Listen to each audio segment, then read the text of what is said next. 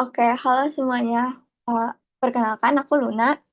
Dan hari ini kita akan bahas LBE ya, literasi bahasa Inggris. Di sini nanti ada LBE Fisika, terus juga ada LBE Ekonomi, sama terakhir ini kayak LBE biasa aja. Oke, kita mulai dulu ya dari yang pertama, teks pertama. Oke, jadi di teks pertama, oh ya BTW screen aku udah kelihatan kan? Udah. Oke, oke, jadi di teks pertama itu ada dua teks. Ini fisika ya. Oke. Jadi di teks pertama dulu. Ini sebenarnya dia tuh bahas tentang viskositas sama juga fluida. Di mana viskositas yang dilambangkan dengan apa namanya?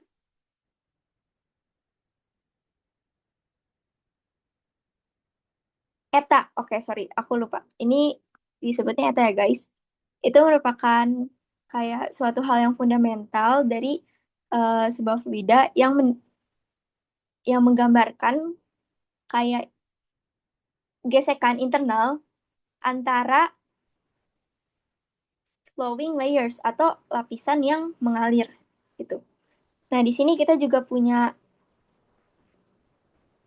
critical velocity yang kita lambangkan dengan VC, di mana critical velocity itu kecepatan kritis ya, dan diekspresikan melalui suatu formula yang ini, di mana VC sama dengan R dikali eta per rho dikali D.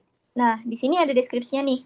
Kalau misalkan R itu Reynolds number, atau dia tuh merupakan suatu konstanta. Lalu di sini ada eta. Eta itu tadi ya viskositas dari fluidanya. Lalu rho itu densitas dari fluida atau massa jenis. Terus kalau misalkan D yang besar itu diameter dari pipanya. Oke.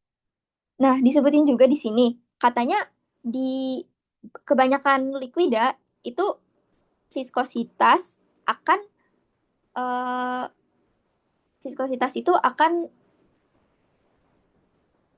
meningkat ketika temperatur itu tinggi. Sorry, Menurun nggak sih? menurun, decrease. Viscosity akan decrease significantly as temperature rises. Oke. Okay? Nah, terus di sini kita juga punya suatu ekspresi dari radius. Radius dari sphere. Sphere itu bola ya, guys. Nah, di mana ini diekspresikan akar 9 dikali eta dikali V per 2 kali G kali rho S per rho. Di sini juga udah ada ininya. Apa namanya? Udah ada keterangannya dari satuan-satuan tersebut. Oke, sebelum kita menyelam lebih dalam ke teks ini, langsung aja kita kayak baca dulu soalnya untuk menghemat waktu. Nah, yang nomor satu ya guys, the main idea of the text one is, jadi dia nanya apa gagasan utama dari si paragraf satu. Oke, kalau nyari gagasan utama itu baca dulu dari apa namanya dari kalimat pertama di paragraf pertama, di mana di sini dia nyebutin kalau misalkan viskositas itu fundamental dan juga dia tuh kayak mendeskripsikan tentang internal friction antara layers yang mengalir gitu. Oke, kita sekarang lihat dulu ya pilihannya. Nah, di sini yang paling cocok ya guys. Kita coba dulu yang A. Yang A itu the impact of temperature on the molecular structure of liquids. Enggak, ini bukan suatu gagasan utama karena dia enggak cuma ngejelasin tentang temperatur doang. Nah, temperatur itu cuma dijelasin secara singkat. Tadi tuh yang kalau misalkan temperaturnya naik, maka si apa namanya? Si viskositasnya akan turun. Jadi ini bukan gagasan utamanya. Nah, lanjut yang kedua, uh, the distinction between Newtonian and non-Newtonian fluids and their flow characteristic. Itu enggak ya, karena kita sama sekali nggak mention tentang fluids Newtonian dan non-Newtonian. Jadi bukan yang ini. Terus kita lanjut yang C, the principles of fluid viscosity and the factors affecting critical velocity. Nah, itu bener banget karena tadi di awal kita membahas tentang ini ya prinsip dari viskositas dari fluida gitu. Dan faktornya yang yang mempengaruhi si critical velocity atau yang si VC tadi itu kan juga udah ada rumusnya tadi. VC kalau kalian lihat berarti yang mempengaruhi adalah si ini R, eta, rho, dan D. That's why jawabannya untuk yang nomor 1 itu adalah yang C. Oke, let's move on ke soal nomor 2. Based on the formula provided in text 1, the critical velocity atau VC is. Jadi dia nanya VC ini apa? Gimana hubungannya gitu. Oke. Kalau ada soal kayak gini kita langsung aja lihat ini rumusnya. Oke, aku tulis ulang di bawah ya. VC sama dengan R dikali eta per rho kali D.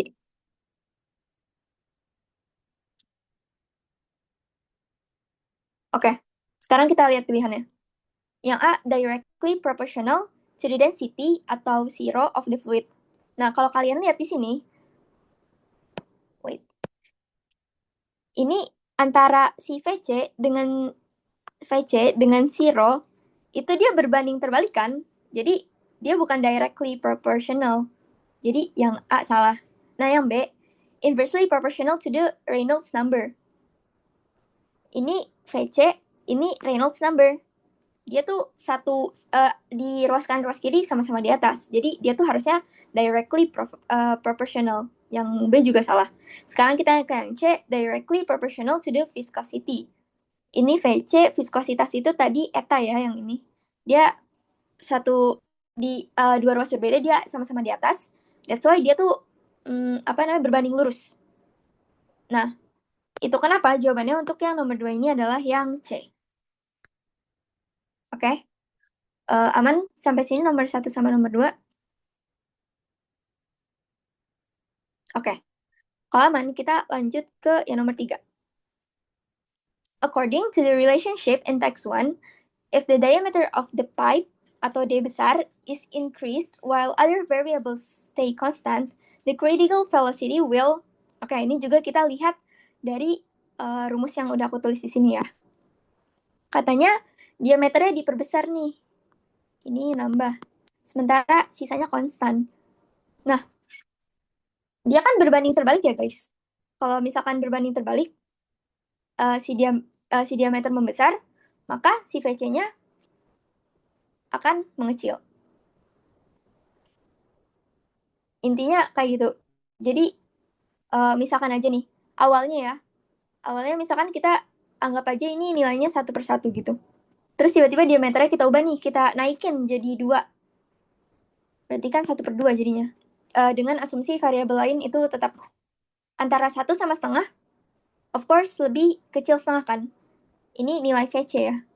That's why itu si VC-nya akan decrease atau turun. Jadi untuk yang ini jawabannya adalah yang B. Oke. Aman sampai sini? Oke. Kalau aman, kita lanjut ke nomor 4. If a liquid in a pipe is heated, the value of its critical velocity will likely. Nah, jadi kalau misalkan liquid di pipa ini kita panaskan, itu VC-nya bakal gimana gitu. Oke, kita lihat dulu ya di teks. Tadi dia mention tentang itu ya, tentang apa namanya? Oh ya, BTW kita lihat dulu nih. Di rumus VC itu sama sekali nggak mention tentang temperatur kan, nggak ada T. Nah, oleh karena itu kita coba perhatiin lagi teksnya nih. Katanya viskositas itu akan decrease atau akan menurun significantly as temperature rises. Jadi, sorry. Jadi ketika temperaturnya dinaikkan, maka viskositasnya akan menurun gitu. Oke, berarti ini dipanaskan kan? Berarti tadi viskositas itu lambangnya eta ya guys. Etanya turun. Nah, kalau etanya turun, ini kan eta ya. Eta itu ada di uh, atas di kedua di ruas yang sama sama sorry di atas sama kayak VC. Jadi dia berbanding lurus. Jadi ketika si eta itu diturunkan, of course VC-nya juga ikut turun gitu. Nah, oleh karena itu jawabannya adalah yang B. Decrease provided the density also decreases significantly. Jadi ini kita mengkombinasikan antara si rumus dan juga informasi yang ada tadi di teks itu. Ini temperaturnya naik. Gitu. Oke, kita move ke soal nomor kelima.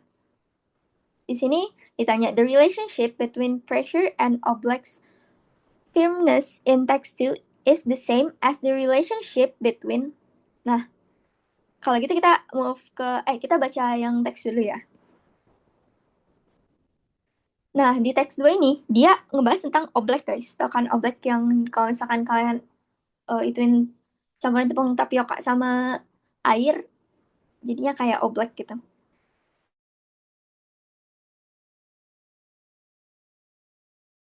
Ya, itu adalah a simple mixture meaning example of a non-Newtonian fluid. Jadi dia merupakan sampel dari fluida non-Newtonian. Oke. Okay. Nah, ini sebenarnya udah sering banget dibahas ya. Kalau misalkan oblek itu kalau misalkan kalian pukul, itu bakal jadi keras. Jadi semakin banyak tekanan yang kita berikan, maka obleknya akan menjadi keras. Sementara kalau misalnya kita pelan-pelan gitu, malah nanti kayak obleknya jadi cair gitu kan, dan tangan kita tuh bisa tenggelam gitu.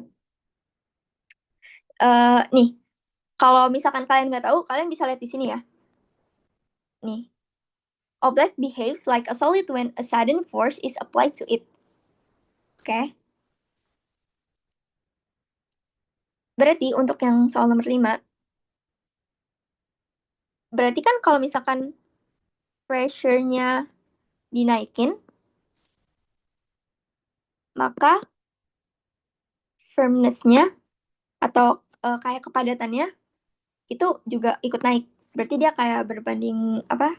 Berbanding lurus ya. Nah, sekarang kita lihat pilihannya. Heat and ice density.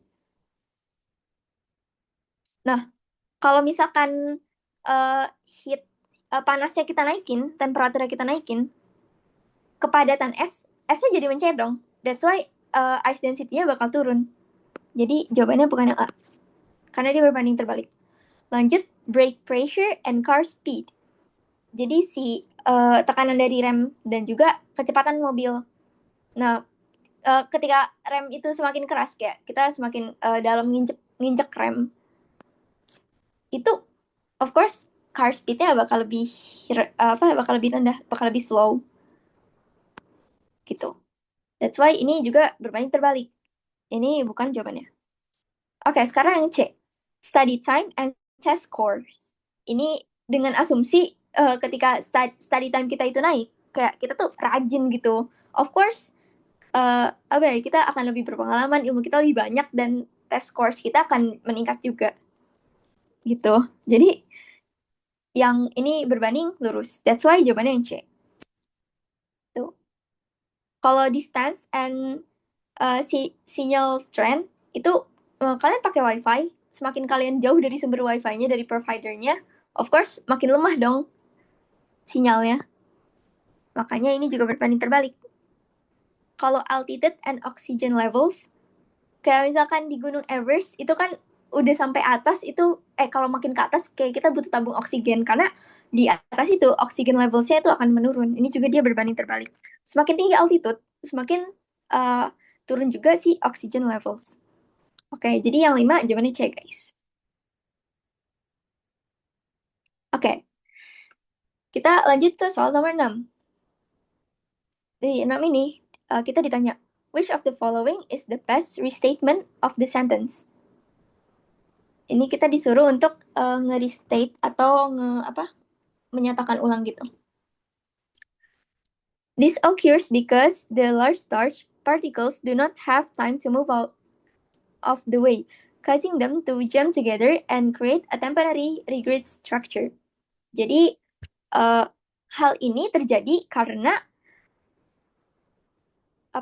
kayak partikel starch yang gede itu dia nggak punya waktu untuk bergerak karena sehingga mereka tuh akan jam together, kayak jam tuh memadat gitu, traffic jam, kayak ya memadat bersama dan menciptakan uh, temporary rigid structure atau struktur padat sementara.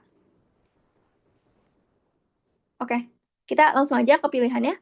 Yang A, starch particles are too big to flow, so they always remain a solid state. Nah, ini nggak always ya, guys.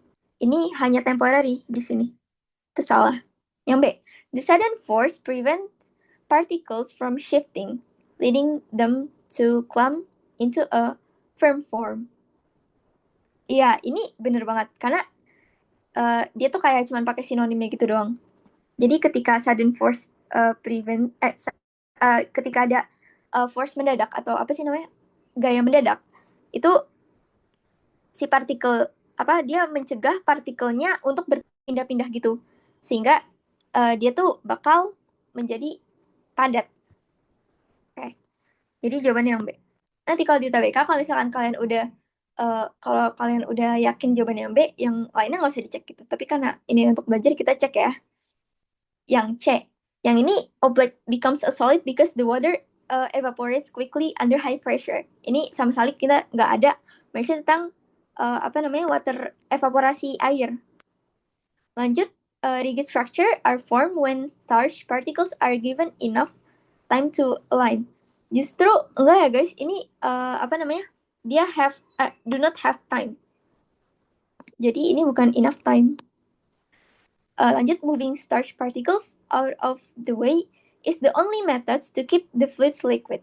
Ini not only, kayak kalau ada jawaban only kayak pasti gitu, itu kayak automatically salah guys, kayak di UTBK tuh. That's why yang A itu juga salah. Okay. Move on to the next number 7. What is the relationship between the two texts?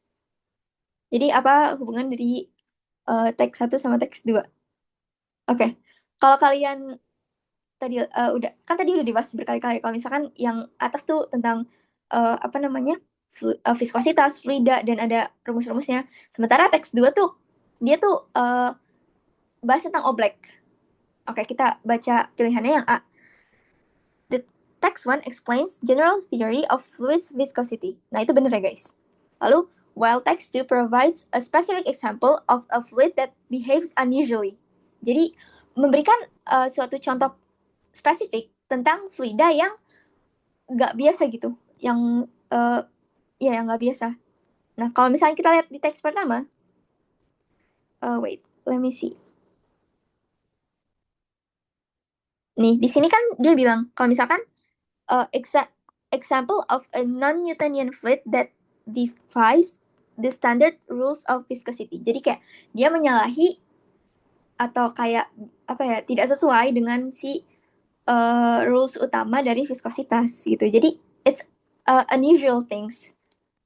That's why yang nomor 7 itu jawabannya yang A. Oke. Untuk untuk teks pertama tentang fisika dari nomor 1 sampai nomor 7, apakah ada yang ditanyakan, guys? Kalau aman, kita Aman. Oke, thank you. Kalau aman, kita lanjut ke ke teks kedua. Bagian kedua, I mean. Ini ekonomi, guys. Oke. Karena ini panjang banget ya. Like literally ini panjang banget. Kita coba baca dulu soalnya. Yang pertama, the expression stifle in text 1 paragraph 2 is closest meaning to. Jadi si stifle itu artinya mendekati dengan apa? kalau misalkan soal kayak gini, idealnya kalian tahu artinya apa itu stable. Tapi kalau misalkan nggak bisa, kita coba itu ya, kita coba lihat si eh, teks 1 paragraf 2 kalimat stable. Where is it? Oh ini guys. Nah, kita baca nih apanya teksnya, kayak kalimat-kalimat sebelumnya. Oke, katanya eh, when the government has to spend more interest payments, it leaves less room for productive investment, which can eventually stifle economic growth and diminish the overall standard of living for its citizens. Jadi ketika pemerintah itu mengeluarkan lebih banyak uang gitu untuk apa nih, pembayaran bunga untuk interest payments atau pembayaran bunga, itu akan meninggalkan ruang yang lebih kecil untuk uh, investasi produktif, which can eventually stifle economic growth. Nah, dari sini aja kayak kita bisa nalar ya guys, kalau misalkan produktif investmentnya itu mengecil, of course ekonomi itu akan terganggu dong, istilahnya kayak dia akan mengalami suatu uh, hal yang negatif. That's why arti stifle itu pasti konotasinya akan negatif. Dimana di sini uh, economic growth, pertumbuhan ekonomik akan tertahan gitu, kayak terganggu, tertahan. Oke, kita lihat pilihannya mana yang paling apa namanya, yang paling masuk. Oke, encourage. Encourage tuh kayak mendorong gitu, kayak mendukung, mendorong. Suppress. Nah, ini kayak ada kata press kan, kayak dia menekan, menekan di mana arti konotasi menekan di sini kayak menghambat gitu, menghambat pertumbuhan ekonomi, ya pertumbuhan ekonomi, economic growth. Predict itu memprediksi, nggak nyambung ya, maksudnya kayak nggak sesuai sama konteks. Lalu accelerate, accelerate itu mempercepat.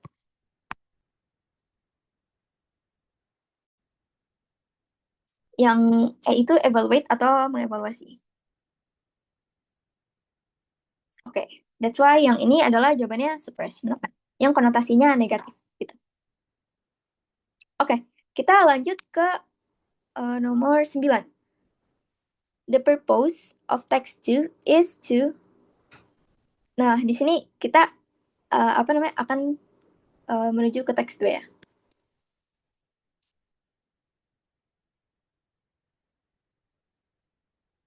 Oke. Jadi teks 2 tuh kayak dia membahas apa ya, kayak investing in human capital through public health initiative is often viewed as a primary driver for long-term economic prosperity. Kayak dengan menginvestasi melalui public health atau kesehatan publik itu dipandang sebagai kayak faktor utama yang mendorong ekonomi dalam jangka panjang gitu. Nah, di sini kalau kalian baca selanjutnya itu dia juga ngejelasin kayak apa, ngelampirin kalimat utama yang tadi, yang pertama itu. Oke. Nah, sekarang kita ke kalimat utama yang kedua. The success of such program, however, depends heavily on the multiplier effect of government spending. Jadi, katanya kalau misalkan program yang sukses ini, bagaimanapun dia tuh bergantung kepada efek multiplier, efek pengganda dari apa namanya, pengeluaran si pemerintah gitu. Nah, terus di sini, despite the benefits, jadi apa namanya, selain benefitnya. Jadi di sini tuh kita kayak ngomongin itu ya guys, kayak ngomongin apa namanya sisi negatifnya, kayak sebuah tantangannya gitu. Jadi kayak si policy makers, si pembuat kebijakannya itu harus tetap kayak apa ya, kayak jaga-jaga waspada gitu tentang jebakan fiskal kayak fiscal trap berupa excessive borrowing atau pinjaman yang berlebihan gitu. Jadi kayak ini tuh resiko gitu, kayak dampak negatif apa yang harus kita hati-hati gitu. Nah, kita baca ya itunya pilihannya. Yang A, criticize the government for overspending on healthcare programs. Di sini enggak, kita kayak nggak mengkritisi hal itu. Yang kedua, prove that budget deficit have no impact on long-term growth. Ini juga malah nggak dibahas ya, maksudnya kayak bukan bahasan utama, bukan purpose utama dari teks 2. Yang ketiga, yang C, compare the healthcare system of different developed nations. Ini enggak, karena kita nggak membandingkan apapun, kayak nggak membandingkan eh, apa kayak perawatan kesehatan, sistem dari perawatan kesehatan gitu. Nah, yang D, advise foreign investors to withdraw with their capital during deficit. Itu adalah kayak saran dari investor asing ketika terjadi defisit. Itu juga hanya dibahas sekilas, guys. Ini di mana ya? Wait, let me see.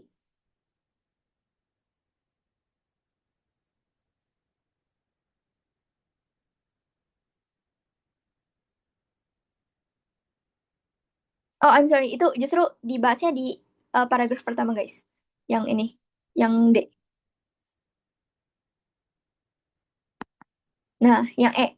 Explain the economic rationally and risk of investing in public health. Nah, ini benar banget karena seperti yang apa namanya sudah tadi kita baca, dia tuh dia menjelaskan kenapa si apa namanya uh, tentang alasan-alasan ekonomi gitu, dan juga kayak resiko ketika kita tuh investasi di public health. Oke, okay. That's why yang nomor 9 ini jawabannya yang E. Gitu. Oke, okay. Kita sekarang lanjut ke nomor 10. Based on the text, the difference in the country's economic outlook while implementing large-scale social programs compared to regular period is. Jadi kayak dia di sini tuh nanyain kayak berdasarkan teks perbedaan si outlook atau prospek dari ekonomi negara ketika dia mengimplementasikan program sosial secara besar di compare dengan regular period itu apa gitu. Nah, ini langsung aja kita lihat teks nomor 1 karena tadi kita udah tahu kalau misalkan sorry ya benar, kalau tadi teks nomor 2 tuh bahasnya tentang investasi di healthcare, sementara ini tentang apa namanya uh, large scale social program.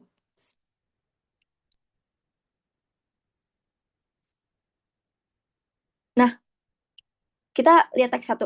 Di sini dia bilang katanya kita mulai dari sini. Nih, when a nation decides to implement massive social programs, jadi ketika suatu negara itu memutuskan untuk mengimplementasikan social program yang sangat besar, ya such as universal healthcare or free education atau contoh-contoh lainnya gitu,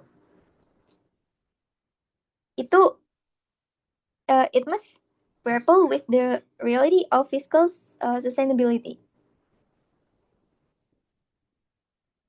Jadi kayak dia tuh harus apa ya, kayak berhadapan dengan sorry dengan realitas dari keberlanjutan fiskal. Tuh. Terus lanjut, this initiative require enormous budgetary allocation. Si inisiatif ini nih butuh kayak alokasi anggaran yang gede banget gitu. Often reaching trillions, kayak dia uh, bisa sampai triliunan. Terus, if the funding is not derived from immediate revenue, jadi ketika pendanaan itu nggak dari pendapatan langsung, itu bakal leads to widened budget deficit. Jadi defisit anggarannya bakal ngelebar. Makanya jadinya apa namanya? Ini raising concerns among international observers. Jadi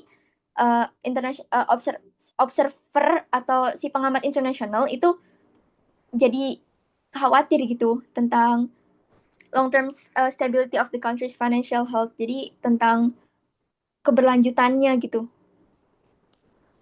Terus di paragraf keduanya, widening deficit, si apa namanya defisit yang melebar tadi yang kita udah bahas di sini often forces a government to rely heavily on domestic and foreign loans. Jadi kayak memaksa si pemerintah tuh untuk bergantung sama apa namanya domestik ataupun atau pinjaman luar negeri, pinjaman asing, sorry. This surge in public debt can trigger a reaction from international credit rating agency. Nah, jadi dia tuh bakal apa ya men-trigger gitu reaksi dari lembaga-lembaga pemeringkat kredit nasional. Oke. Kita udah ngerti dari teks 1. Sekarang kita baca apanya? Pilihannya. Tadi nomor 10. Yang pertama, the economic growth is significantly higher in text 1 than the productivity gains in text 2. Itu gak nyambung banget karena di sini bukan antara text 1 text 2 tapi antara large scale program sama regular period. Yang kedua, the risk of a national crediting rating downgrade is more prominent than periods without debt. Nah, ini masuk banget karena kayak apa ya resiko dari kredit nasionalnya itu bakal turun. Tadi kan karena apa jadi concern si agen kredit gitu. Dia akan mendowngrade. Sementara dan itu more prominent dibandingkan dengan period without debts, dibandingkan dengan periode tanpa si utang itu. Itu. So that's why untuk yang nomor 10 itu jawabannya yang B.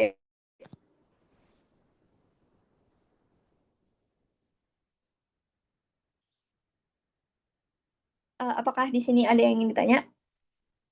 Ini, where is it? Wait, nih, kalau kalian mau lihat ininya, if these agencies perceive the debt to GDP ratio as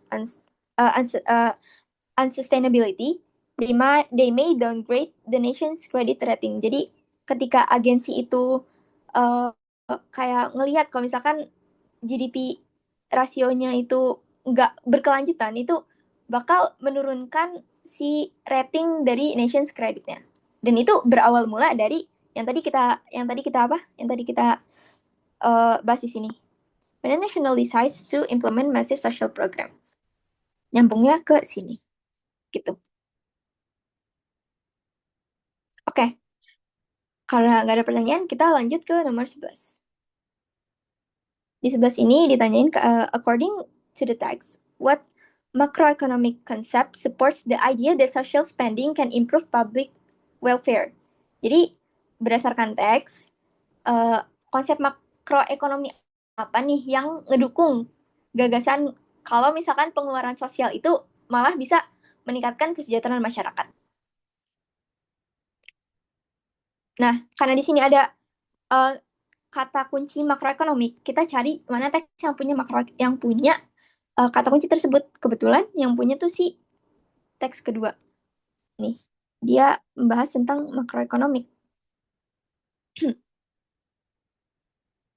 Oke, eh, kita lihat paragraf 2. Nih, the success of such program, however, depends heavily on the multiplier effect of government spending. This concept suggests that for every dollar spent by government, the resulting increase in national income can be greater than the initial amount spent. Jadi, si multiplier effect ini menyatakan kalau misalkan setiap dolar yang dikeluarkan oleh pemerintah itu malah menghasilkan national income atau pendapatan nasional yang naik gitu, dan itu bisa lebih besar dibandingkan dengan jumlah yang sudah dikeluarkan tadi. That's why yang menyatakan konsep yang menyatakan itu adalah si multiplier effect. Tuh. Nah, ini dia oleh karena itu jawabannya untuk yang 11 adalah yang the multiplier effect of government spending can increase national income. Multiplier effect dari pengeluaran pemerintah dapat meningkatkan income nasional, pendapatan nasional. Oke, kita lanjut. Nomor 12, what is the tone of both text? Jadi, kedua teks ini tone-nya gimana? Kayak nada, kedengeran gimana gitu. Yang A, tadi kan kita udah baca banget ya. Ini tuh bener-bener kayak ekonomi, terus habis itu ada juga dasar-dasar pengetahuannya, ada juga kayak konsep gitu, data awal gitu. Dan ini berdasarkan realita dan juga fakta. Ya pasti nggak mungkin dia aggressive and bias karena udah dilampirin banyak banget dasar. Terus yang B juga pasti itu nggak nyambung banget, kayak apa itu humor, nggak ada humornya sama sekali. Terus yang C, analytical and objective. Nah itu jawabannya karena dia tadi menganalisis gimana kalau misalkan government itu apa namanya memutuskan untuk menerapkan program yang masif gitu, dan juga objektif. Dia berdasarkan penilaian yang objektif. Jadi jawabannya yang C. Nah, sarkastik juga nggak sarkas sama sekali. Emosional and nostalgic itu juga nggak nyambung banget karena nggak ada emosi-emosinya sih. Oke, kita lanjut ke nomor 13. The word it in text 2 paragraph 3, line 3, refers to. Kita cari it-nya. Text 2 paragraph 3. Nah ini udah di bold kebetulan. Kita baca dulu sebelumnya.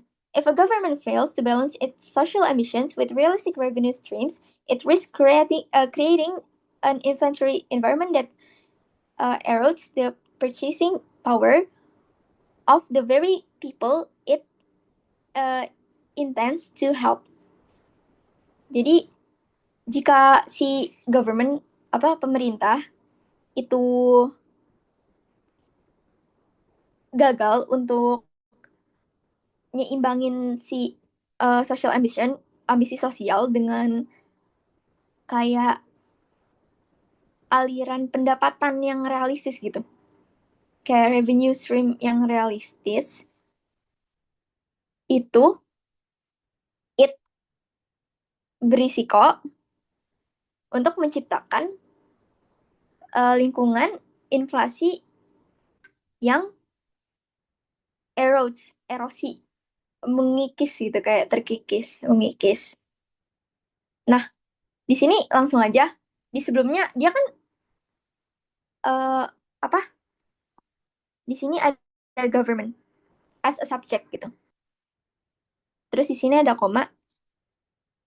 Ini tuh kayak sama aja kayak apa namanya? What is that? Kalimat majemuk, di mana it itu refers ke si subjek ini. Makanya kenapa jawabannya adalah a government. Gitu deh. Oke. Ini ada nomor terakhir di eh, di apa teks kedua, what is the best synthesis of the two texts? Jadi apa sintesis terbaik dari kedua teks? Maksudnya sintesis ini kayak itu ya guys, kayak apa sih, kayak hubungan gitu loh, kayak red string dari kedua teks. Oke, kalau misalkan kita eh, apa namanya, kalau kita misalkan udah pahami tadi, di teks pertama tuh kayak dia menyatakan apa ya, kayak kita tuh harus, kayak harus what is it dibilangnya, kayak kenapa fiskal itu harus disiplin gitu, kayak kita harus menjaga, ya karena biar nggak terjadi krisis tadi, yang tadi jadinya ngutang si governmentnya, terus si apa kredit ratingnya bakal turun gitu-gitu. Nah sementara di teks 2 tuh kayak eh, dia lebih menekankan tentang si apa ya, social spending tuh, atau yang tadi public health. Kita kalau misalnya kita investing di public health itu bakal em, mendorong untuk long term economic prosperity, kayak yang ada di kalimat pertamanya nih gitu. That's why untuk yang nomor 14 ini jawabannya adalah yang well social spending can drive. Nah, yang D nih,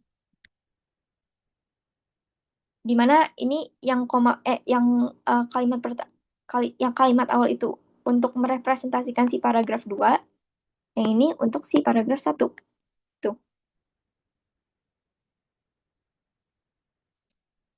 Oke, untuk sampai sini apakah ada yang ingin ditanya dari teks kedua?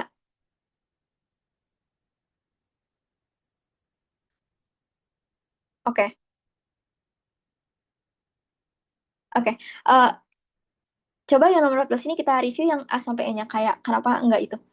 Yang A, government social spending is reckless practice that inevitably leads to national bankruptcy and credit downgrades. Kayak uh, spending spending sosial yang dilakukan oleh pemerintah, atau pengeluaran sosial yang dilakukan oleh pemerintah, itu merupakan praktik yang reckless atau kayak semena-mena gitu, sembrono, yang apa namanya, yang pasti itu menyebabkan kebangkrutan nasional.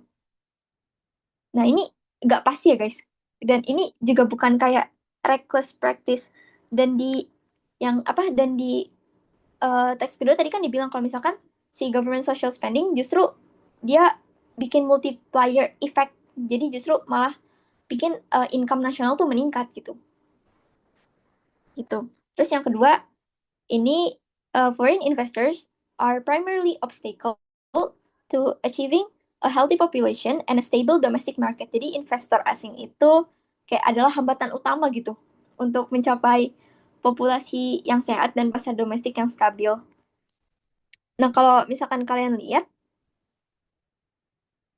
nih di sini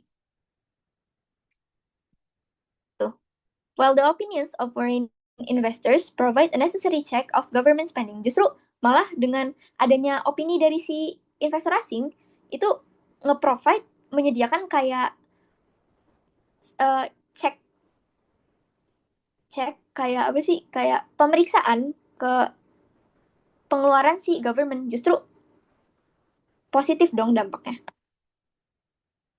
Jadi yang B juga salah. Nah yang C, the only way to improve the GDP is by ignoring social welfare and focusing entirely on reducing the national debt. Satu-satunya cara untuk meningkatkan PDB adalah dengan uh, mengabaikan kesejahteraan sosial dan berfokus penuhnya kepada pengangguran. Enggak ya, di teks 2 tadi kita juga udah bahas tentang investing di hal-hal sosial yang dimana itu mendorong pertumbuhan ekonomi jangka panjang. Nah, sementara yang E, inflation is a positive indicator that a government's healthcare programs are working effectively. Jadi inflasi itu kayak indikator positif. Dari sini aja udah salah banget ya. Inflasi itu negatif, guys. Jadi bukan yang E juga. Oke, kita selesai yang teks tentang ekonomi ini. Dan ini teks terakhir ya, guys. Dan menurut aku teks terakhir ini rada challenging. Tapi gak apa-apa, ayo kita coba. Oke, sebelum kita kayak ini kan teksnya bahasanya tuh kayak agak tinggi banget ya guys. Jadi coba kita baca pertanyaan dulu untuk menyingkatkan waktu. Nomor 15, dia tanya, the word overlooking is meant to suggest that Merce Penniman does which of the following. Jadi maksudnya kata si overlooking ini dia maksudnya nunjukin kalau misalkan nyonya si Penniman ini tuh melakukan hal apa gitu. Nah, ini udah di bold juga sih di sini overlooking. Kalau kalian baca overlooking her at the piano where Catherine displayed a curtain talent and growing her to the dancing class where it must be confessed that she made but a modest figure. Jadi kayak si Pennyman ini si Nyonya Pennyman dia tuh memperhatikan gitu melihat si siapa namanya Catherine ketika dia pianoan atau ketika dia menunjukkan suatu bakat lain atau ketika dia tuh pergi ke dancing class gitu. Berarti di sini si Pennyman itu memperhatikan gitu loh guys. Nah, yang A, ignores Catherine's talent. Enggak ya, ini mengabaikan. Teach Catherine how to play the piano itu enggak juga ya guys. Kayak dia enggak bukan artinya bukan ngajarin main piano. Terus supervises Catherine's piano playing. Nah, itu bener ya guys, karena supervisi kayak dia ngeliatin memberikan apa ya kayak memberikan perhatian gitu kepada Catherine ketika dia bermain piano. That's why jawabannya yang C. Yang discourage Catherine itu discourage itu artinya apa guys? Mengecewakan.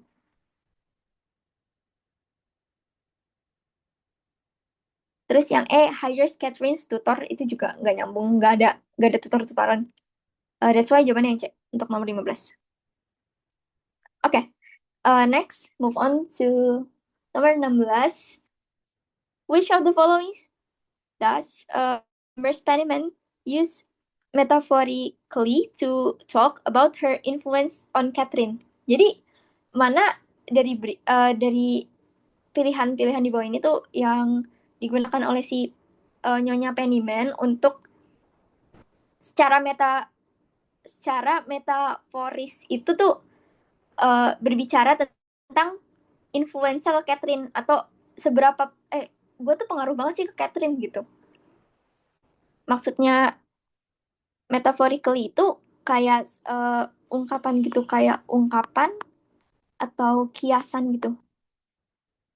Kiasan yang maknanya sebenarnya nggak itu. Oke, kalau kita lihat di sini ya.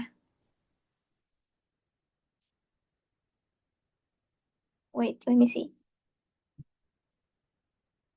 Nih, di sini she's as good as good bread. Jadi dia tuh se apa sih seoke kayak seoke roti gitu. Kayak dia tuh sebaik atau seoke roti yang oke, seoke roti yang enak lah gitu. As the French say, kayak seperti kata orang Prancis. But 6 years, hence I don't want to have compare her to good bread and butter. Jadi kayak, tapi 6 tahun lagi aku nggak ingin membandingkannya dengan roti dan mentega yang enak. Selanjutnya, are you afraid she will inspire my dear brother? It is I who supply the butter. So you needn't fear. Jadi kayak kamu takut dia akan inspire atau dia akan hambar gitu. aku loh yang menyediakan mentega, jadi kamu nggak perlu takut. Oke, jadi seolah-olah di sini tuh si apa namanya? Oh ya, BTW ini yang bilang si itu ya, si nih Merce Pennyman yang bilang.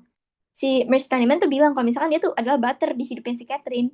Dimana artinya dia tuh sangat berpengaruh gitu untuk membuatnya tuh nggak hambar, untuk membuatnya nggak inspect. That's why untuk yang nomor 16 itu jawabannya adalah butter. Dia mengibaratkan dirinya adalah butter yang membuat Catherine atau roti itu menjadi berasa gitu. Influence, mempengaruhi. Oke, kita next ke nomor 17 ya.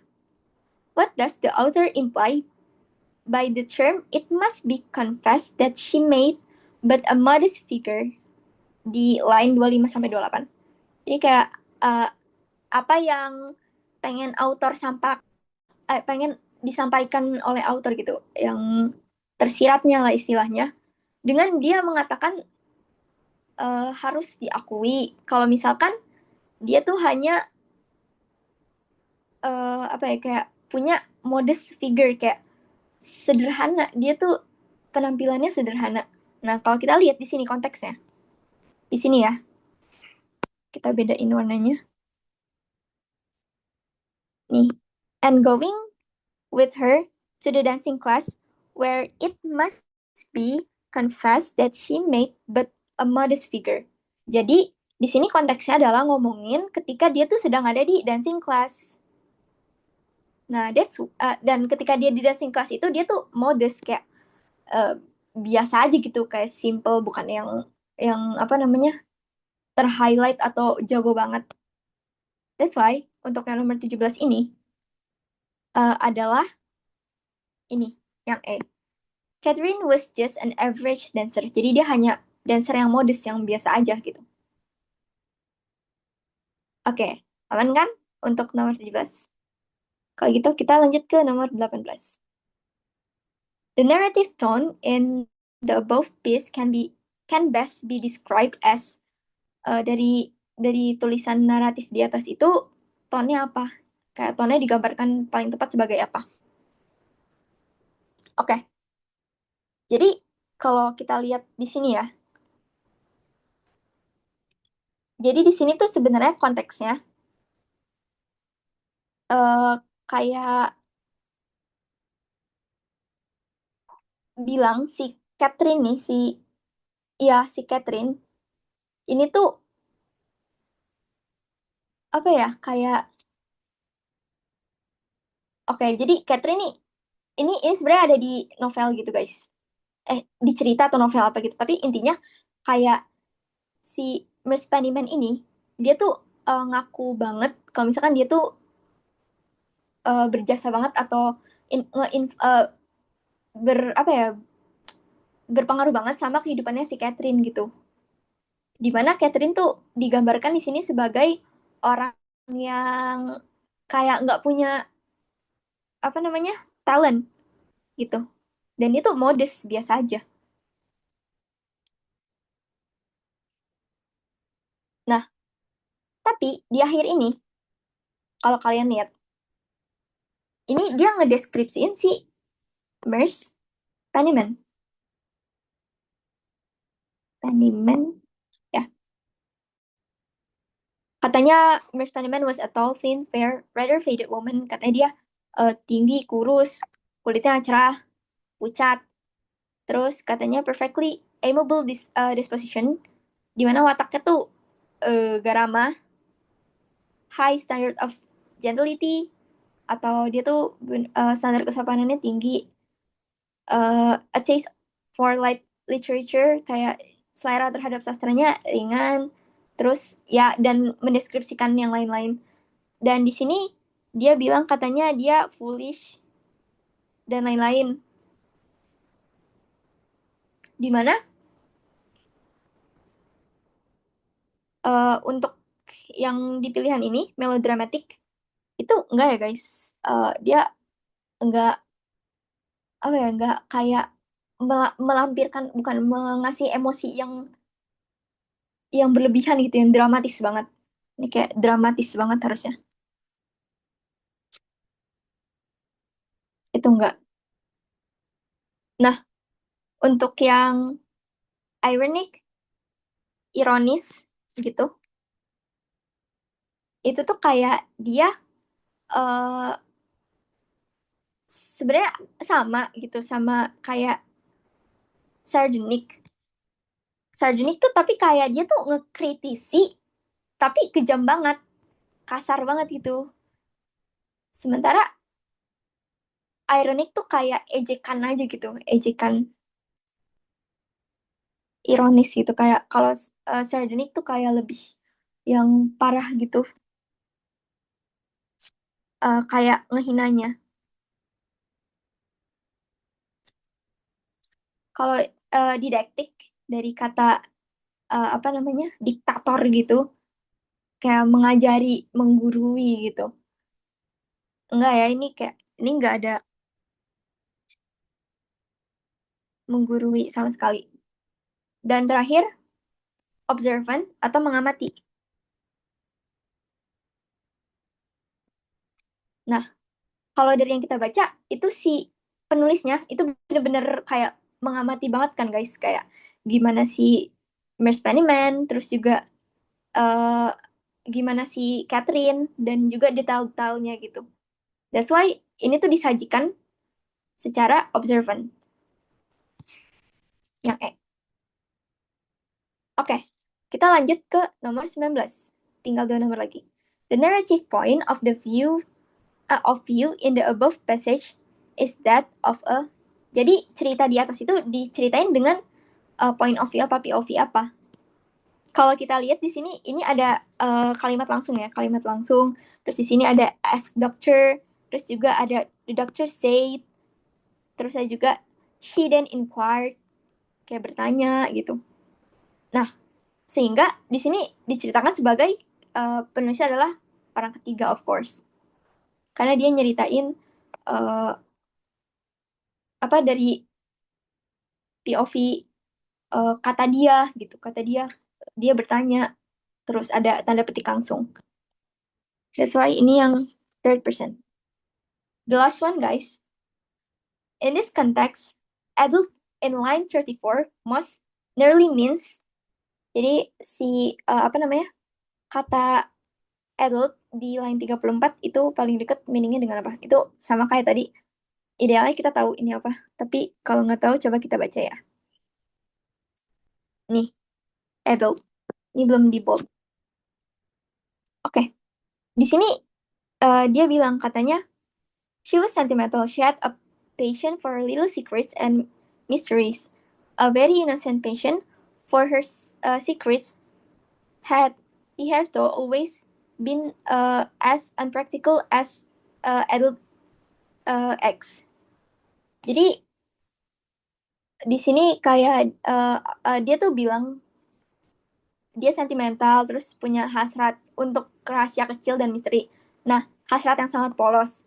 Lalu karena rahasianya selama ini selalu unpractical. Unpractical tuh kayak apa ya? eh Kayak suatu hal yang what is that? Kalau kita bilang di Indonesianya,